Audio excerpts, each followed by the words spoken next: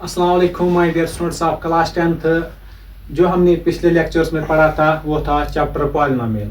Polynomial में हमने few questions किए थे जो बोर्ड एग्जाम के लिए सफिशिएंट थे। अब हम आज से स्टार्ट करेंगे चैप्टर नंबर 3। चैप्टर का नाम होगा pair of linear equation in two variables.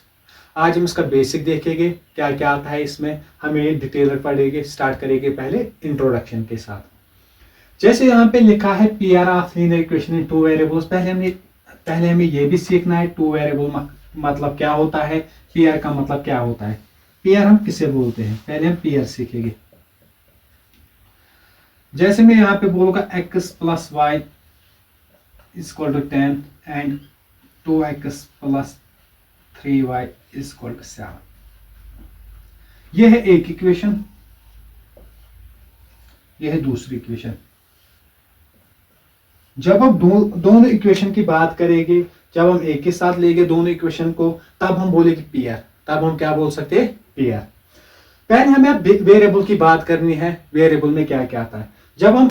जब हमने पॉलिनोमियल चैप्टर पढ़ा था, ये जो इक्वेशन थी x² plus 2x plus 8 equal to 0, यहाँ पे जो भी डील होती थी वो तो होती थी वन वेरिएबल, चाहे वो x था, चाहे वो y था, चाहे वो s था, चाहे तो v था। वो तो जो भी हम बात कर रहे थे वो तो वन वेरिएबल की बात थी। इस टाइम जो हम पढ़ते हैं pair of linear equation two variable, pair भी हमने सीखा पेयर किसको बोलते हैं। अब जो बात हो रही है वो तो हो रही है टू वेरिएबल की। यहाँ पे कितने वेरिएबल है, x एंड y। यहाँ पे x एंड y है, चाहे कोई m भी लिख सकता है, m and n, p and q। जब हम टू डिफरेंट वेरिएबल की बात करेंगे, वेरिएबल किसे बोलते हैं, जो हमने पिछले लेक्चर्स में पढ़ा है, यही हमें आगे जाके पढ़ना है।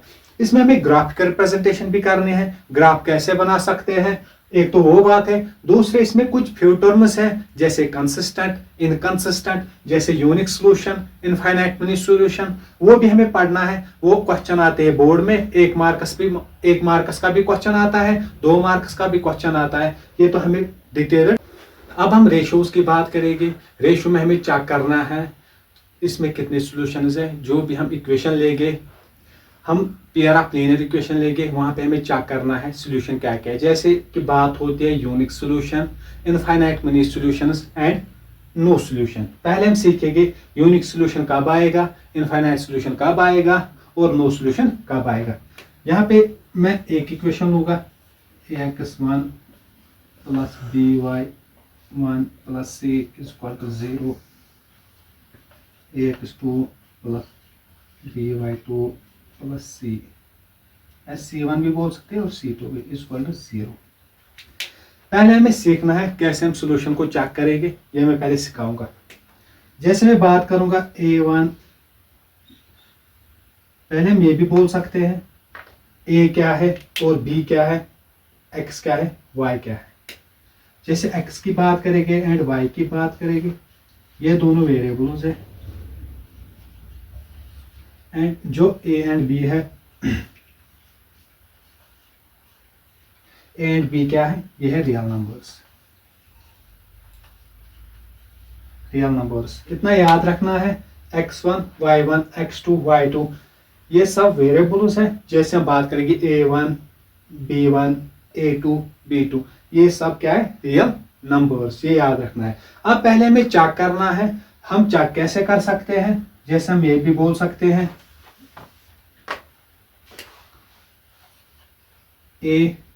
a1 by b1, a1 by a2 is equal to b1 by b2 is equal to c1 by c2। जहां से हमें पता चलता है क्या सॉल्यूशन है, इसमें कौन कौन से सॉल्यूशन है। अब हम बात करेंगे सॉल्यूशंस की। जैसे हम फर्स्ट सॉल्यूशन की बात करेंगे,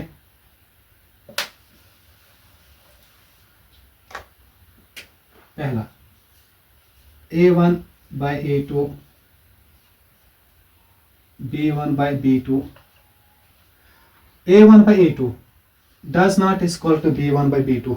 जब a1 by a2 बराबर नहीं होगा b1 by b2, let's example हम ऐसे भी बोल सकते हैं 2 by 3, यहाँ पे होगा 3 by 7।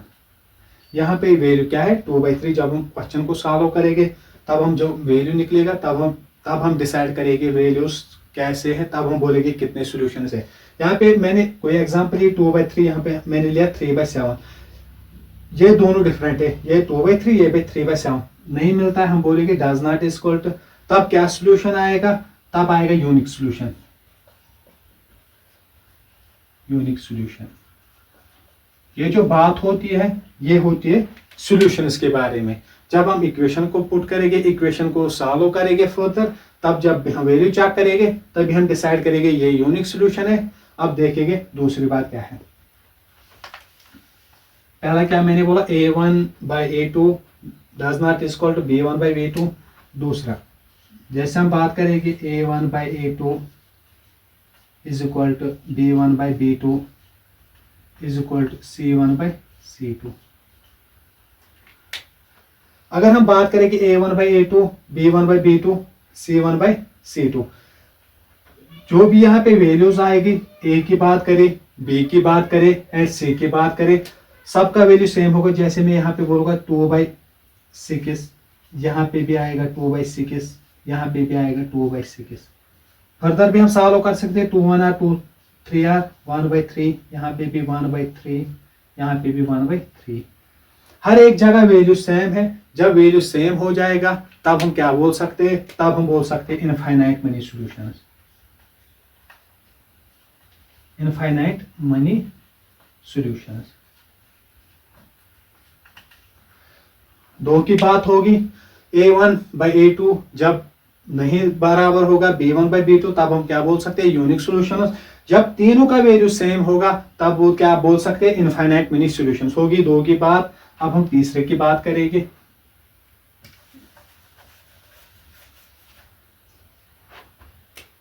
जैसे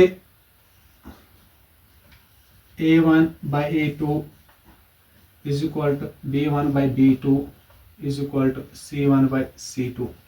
जैसे मैं यहाँ पे कोई एग्जांपल होगा, यहाँ पे आएगा 2/3, यहाँ पे भी आया 2/3, यहाँ पे आया 3/7। ये दोनों a1/a2 is equal to b1/b2, ये ठीक है, इन दोनों का वैल्यू सेम है, बट ये सेम नहीं है।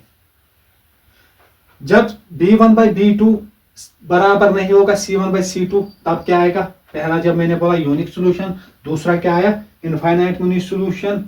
जब ये कंडीशन आएगी तब आएगा नो सॉल्यूशन। तब क्या आएगा, नो सॉल्यूशन। ये हमें याद रखना है। इसमें 10th में एक न्यूमेरिकल, एक जो एमसीक्यू आता है या न्यूमेरिकल भी आ सकता है क्वेश्चन, तब हम डिटेल्ड में क्वेश्चन करेंगे। अगर एमसीक्यू आएगा तब हम सीधे बोल सकते हैं क्या सॉल्यूशन है, इसमें यूनिक है, इनफाइनाइट है या नो सॉल्यूशन है। ये एक क्वेश्चन आता है एमसीक्यू, 1 मार्क्स भी आ सकता है, 2 मार्क्स का भी आ सकता है ये। अब हम बात करेंगे लाइन्स के बारे में, कौन सी लाइन कहाँ पे मिलती है। इनका भी 3 नाम है। जैसे हम बोलेंगे intersecting lines, coincident lines and parallel lines. जब इक्वेशन होगी a1/a2 does not is equal to b1/b2, तब क्या बोल सकते हैं हम लाइन्स के बारे में, तब हम बोलेंगे इंटरसेक्टिंग लाइन्स। Intersecting lines.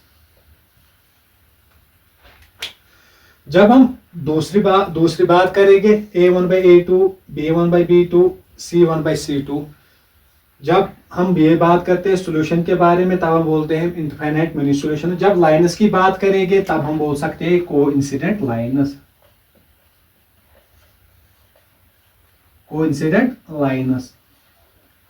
अब हम तीसरा रूल के बारे में बात करेंगे। जैसे हम बोलते हैं a1/a2 b1/b2 does not equal to c1/c2, तब क्या सॉल्यूशन आता था, नो सॉल्यूशन। अब हम बात करेंगे लाइन्स के बारे में, तब हम क्या बोलते हैं, पैरेलल लाइन्स। ये तो हो गई लाइन्स के बारे में। अब और एक है कंसिस्टेंट एंड इनकंसिस्टेंट सिस्टम के बात हम करेंगे। जो a1/a2 does not equal to b1/b2 और a1/a2 equal to b1/b2 equal to c1/c2, तब हम इसको बोलते हैं कंसिस्टेंट सिस्टम। इन दोनों का एक ही नाम बोलते हैं, कंसिस्टेंट सिस्टम। जब हम इसकी बात करेंगे, नो सॉल्यूशन की बात करेंगे या पैरेलल लाइन्स की बात करेंगे, तब हम इस सिस्टम को क्या बोलते हैं? तब हम बोल सकते हैं इनकंसिस्टेंट।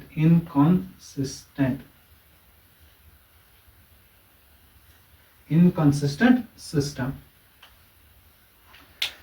ये थी बात जब हम दो इक्वेशन लेंगे, पेयर ऑफ लीनियर इक्वेशन लेंगे, तब जब हमें क्वेश्चन करना है। यहां से भी जो मैंने यहाँ पे एक चार्ट बना लिया है, जैसे मैंने यूनिक सॉल्यूशन कब बोला, जब ये a1/a2 बराबर नहीं होगा b1/b2, उसको हम ये भी बोल सकते हैं इंटरसेक्टिंग लाइन्स, और कंसिस्टेंट सिस्टम भी बोल सकते हैं। ये क्वेश्चन में ऑलरेडी गिवन होगा, आपको क्या निकालना है, क्या होगा वहां पे क्वेश्चन में गिवन, वही से हमें क्वेश्चन का टिक करना है। जैसे वहां पे लिखा होगा a1/a2 does not equal to b1/b2, question में ऑलरेडी गिवन होगा, तुम्हें बोलना है ये इंटरसेक्टिंग लाइन्स है, कोइंसिडेंट लाइन्स है या पैरेलल लाइन्स है। आपने जब ये पढ़ा होगा कौन सा रूल लगेगा, कौन सी ऑप्शन है, आप इजीली टिक कर सकते हो। यही याद रखना है। इसमें जो मैंने ये पढ़ा है, इसमें एक या दो क्वेश्चन आ सकते हैं, या हम ये भी बोल सकते हैं एक या दो मार्कस भी आ सकते हैं। क्लियर? इतना काफी। अब हम बात करेंगे कंसिस्टेंट सिस्टम की। कंसिस्टेंट सिस्टम में क्या क्या आता है? जो कंसिस्टेंट सिस्टम है, इसमें एट लीस्ट वन सॉल्यूशन होता है। अब इसमें टाइप्स क्या क्या है? टाइप्स इसमें दो है। एक तो यूनिक सॉल्यूशन आता है और इनफाइनाइट मैनी सॉल्यूशन। यह हमने पिछले टॉपिक में पढ़ा है, unique solution and infinite many solution. इसकी इक्वेशन कैसी होती है? जैसे हम बोलते हैं a1/a2 does not equal to b1/b2। एक तो ये कंडीशन होती है। इनफाइनाइट सॉल्यूशन जो भी कंडीशन होती है, तब हम बोलते हैं a1/a2 is equal to b1/b2 is equal to c1/c2। जब ये कंडीशन होगी तब हम बोल सकते हैं ये सिस्टम कंसिस्टेंट है। जब सॉल्यूशन कितने होंगे? एक ही सॉल्यूशन होगा। और जब जो भी टाइप्स होगी इसकी, जब कंडीशन ये होगी a1/a2 does not equal to b1/b2, और इनफाइनाइट मैनी सॉल्यूशन जब कंडीशन होगी a1/a2 is equal to b1/b2 is equal to c1/c2। जब क्वेश्चन भी गिवन होगा तब हम इजीली फाइंड कर सकते हैं ये कौन सा सिस्टम है। अब हम बात करेंगे इनकंसिस्टेंट सिस्टम। जैसे मैंने बोला था पहले, कंसिस्टेंट सिस्टम जिसमें एट लीस्ट वन सॉल्यूशन होगा। इनकंसिस्टेंट सिस्टम में कोई सॉल्यूशन नहीं होता है। हम सीधे बोल सकते हैं नो सॉल्यूशन। हम टाइप भी बोल सकते हैं। नो सॉल्यूशन कब आता है? तब क्या कंडीशन होती है? जब हम बोलते हैं a1/a2 is equal to b1/b2 is equal to c1/c2। a1/a2 is equal to b1/b2 does not is equal to c1/c2। इसका मतलब क्या होता है? जब कोई सॉल्यूशन नहीं होता है, तब जब लाइन्स होती है, लाइन्स की जो बात करेंगे, तब दोनों लाइन्स पैरेलल होती है। ये कभी मीट नहीं होगी, हमेशा पैरेलल जाएगी। जब सॉल्यूशन नहीं आएगा इक्वेशन में, जब सिस्टम कौन सा होगा? Inconsistent system. तब क्या होगा? तब हम ये भी बोल सकते हैं नो सॉल्यूशन। तब क्या लाइन्स आती है? Parallel to each other. ये जो हम बात करते हैं, यह है इनकंसिस्टेंट सिस्टम की बात। जब कोई सॉल्यूशन नहीं होगा, जबकि कंडीशन ये होगी, नो सॉल्यूशन की कंडीशन क्या होती है? a1/a2 is equal to b1/b2 does not is equal to c1/c2। Lines की बात करेंगे, तब लाइन्स क्या आते हैं? पैरेलल लाइन्स होती है, कभी मीट नहीं होती है। हम ये भी बोल सकते हैं नेवर मीट। ये भी याद रखना है। जो हमारा ये जो बेसिक था, इसमें मैंने वो 2 लेक्चर्स में कंप्लीट किया है। दोनों लेक्चर्स को वॉच करना है अच्छी तरह।